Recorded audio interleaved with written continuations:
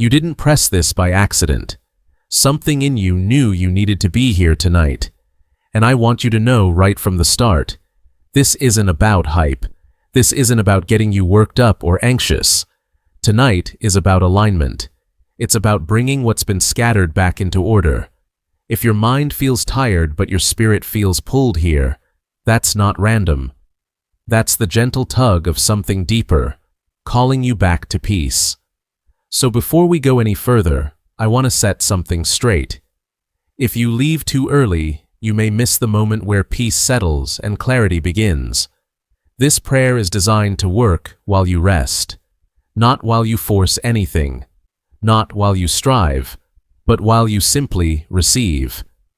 Now, if something in you says, I need this tonight, just take a second to subscribe, so you're never disconnected from moments like this.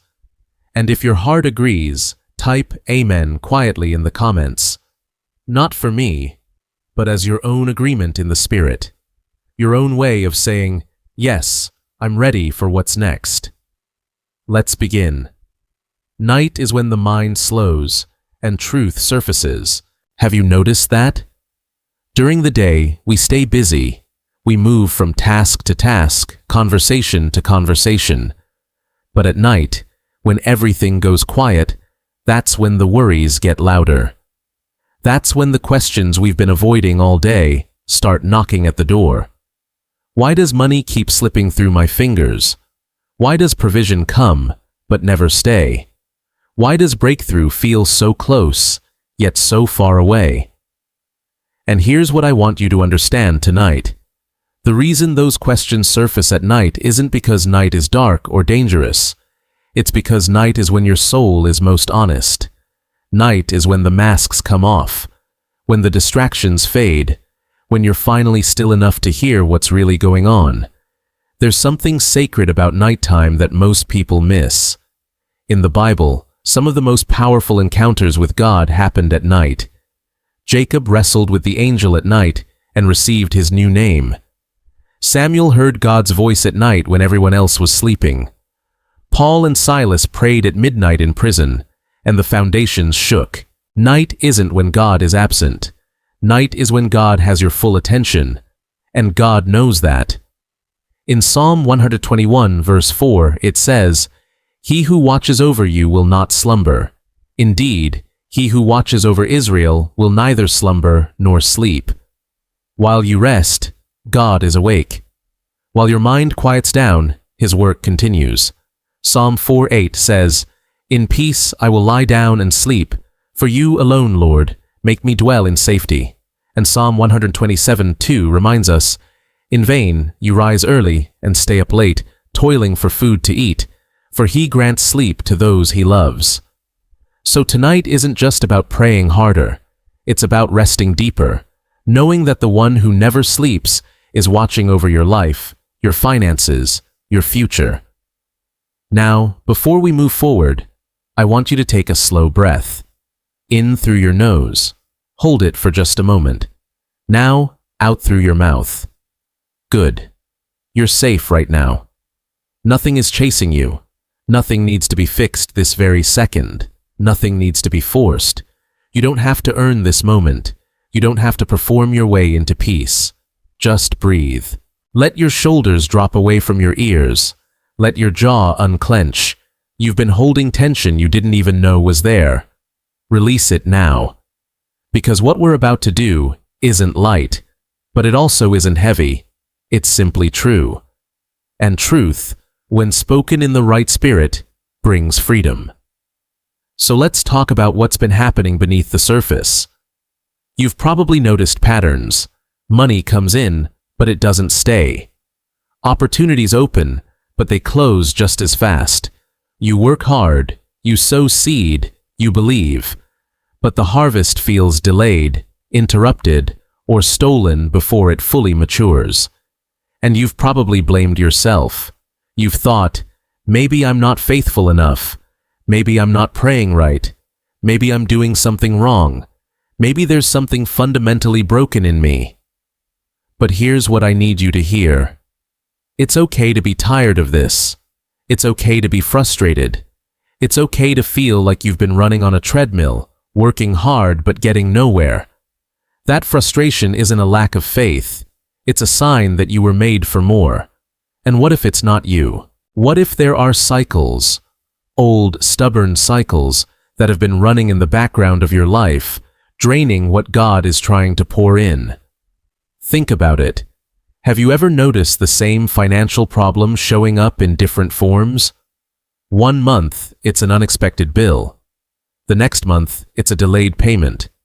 Then, it's a broken appliance, a car repair, a medical expense. Different situations, same result. Money leaves just as fast as it arrives. That's not bad luck. That's a system, a pattern, a cycle that's been operating beneath the surface. And cycles don't break themselves. They have to be confronted. Joel 2:25 says, "I will restore to you the years that the swarming locust has eaten." God is not surprised by what's been lost.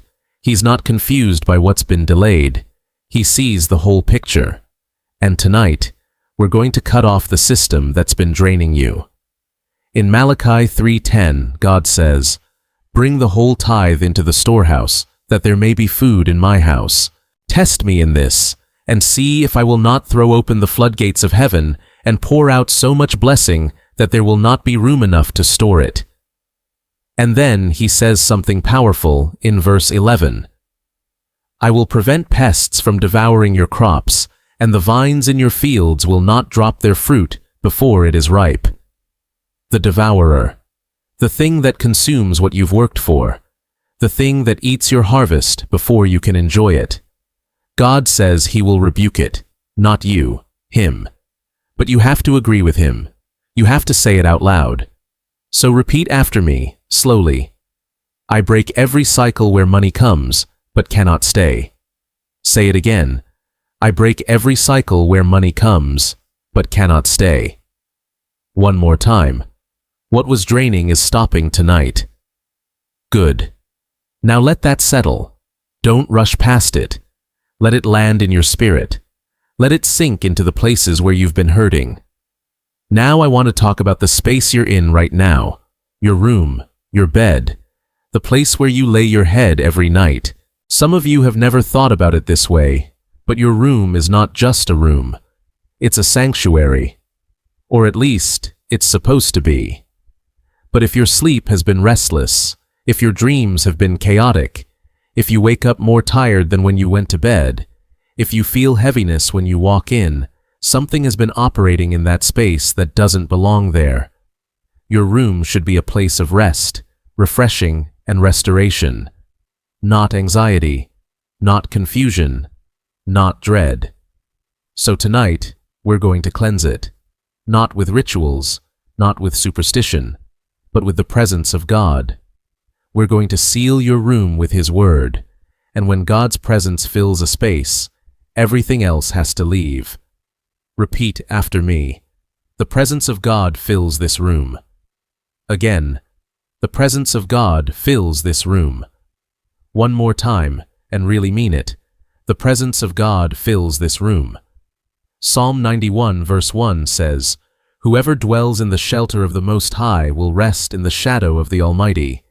That's not just poetry, that's a promise. When you dwell in Him, you rest. Not just physically, but financially, emotionally, spiritually. Psalm 23 says, "The Lord is my shepherd, I lack nothing.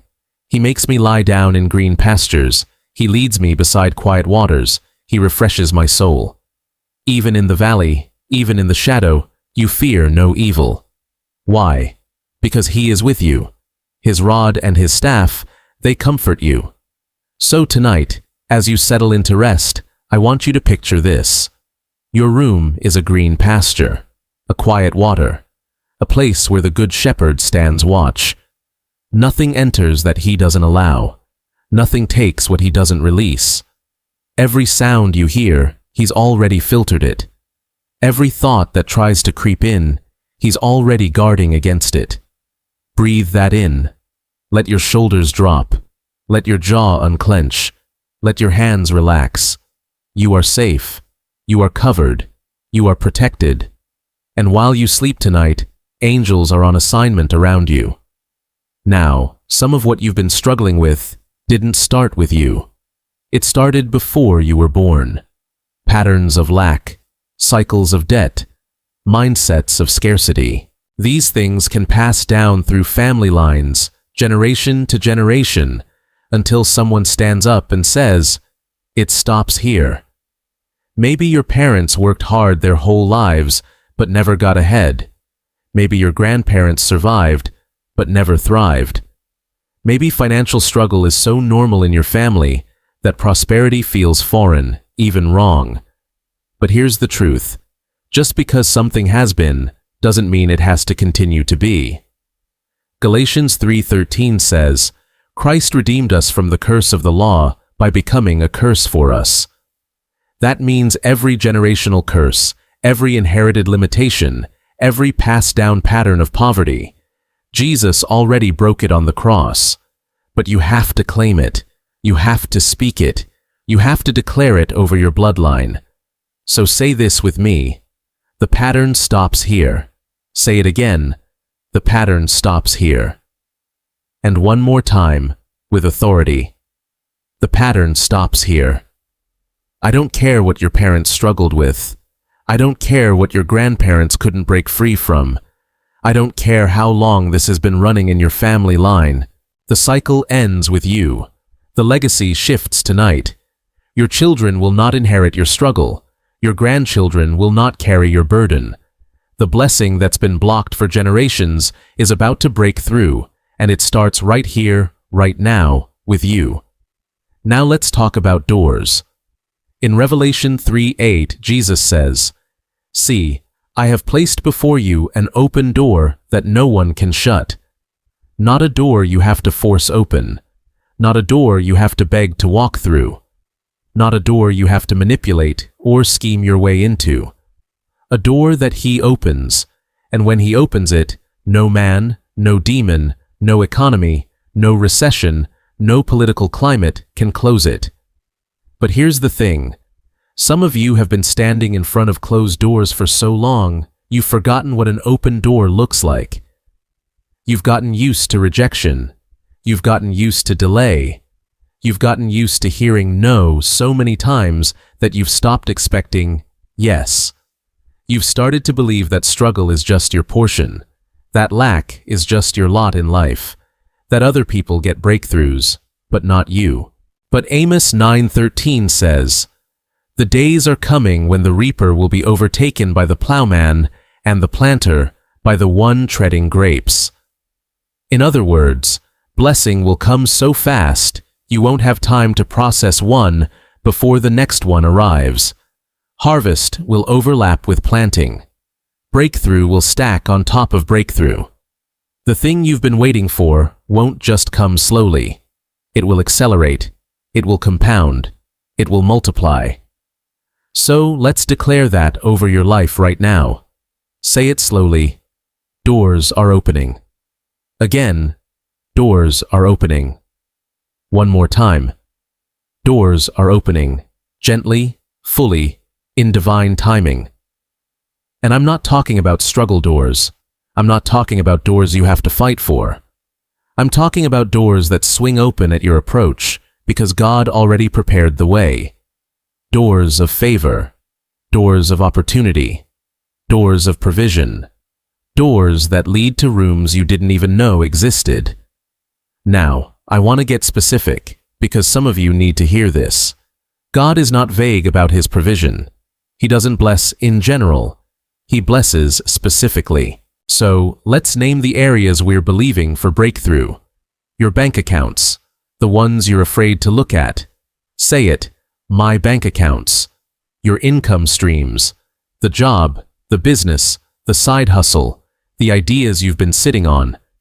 Say it, my income streams. Your creative ideas, the ones you've been too afraid to launch, too afraid to voice, too afraid to believe could actually work. Say it, my ideas. Your approvals, the loan that's been pending, the contract that's been in review, the application that's been sitting on someone's desk, The opportunity that's been delayed. Say it. My approvals. Within the next 24 hours, you're going to begin to see evidence. Now listen carefully. I didn't say you're going to wake up a millionaire. I didn't say all your problems will vanish. But you will see evidence. It might start as an email you weren't expecting. You'll check your inbox tomorrow morning, and there'll be a message from someone you haven't heard from in months, maybe years, and that message will contain an opportunity. Or it might be a text at 9 a.m. from a friend, a former colleague, someone who suddenly thought of you and has a connection to make. Or maybe it'll be a phone call over lunch, a conversation that starts casual but ends with a door opening, a favor you didn't ask for, an introduction you didn't expect. Or maybe it'll be subtler.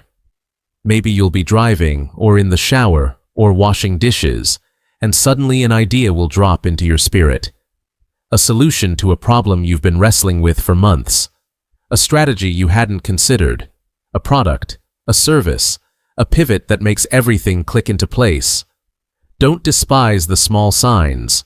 Don't overlook the quiet shifts. Sometimes God moves like thunder. He parts seas. He brings down walls. He sends fire from heaven. But sometimes he moves like a whisper. A still, small voice. A gentle nudge. A sudden knowing. And the whisper is just as powerful as the thunder. So pay attention tomorrow. Pay attention to what shows up in your phone. Pay attention to who reaches out. Pay attention to the ideas that surface. Pay attention to the peace that settles in your chest when you think about that thing you've been afraid to try. Because I'm telling you, the prayer you're praying tonight is already setting things in motion. While you sleep, heaven is responding. Angels are being dispatched. Doors are being unlocked. Conversations are being arranged. Divine appointments are being set. And here's what I need you to understand. Nothing released tonight is fragile. You're not holding this together with your own strength. You're not white-knuckling your way into blessing. You're not one mistake away from losing it all. God is holding it. God is sustaining it. God is backing it. Which means you can rest now. You can actually rest. You can close your eyes. You can let your body relax. You can release the tension in your neck, the tightness in your shoulders, the knot in your back.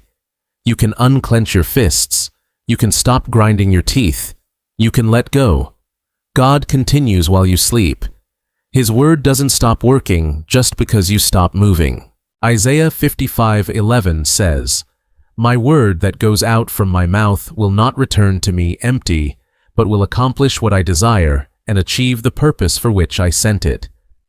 The word spoken over you tonight will not return void. It will accomplish exactly what it was sent to do.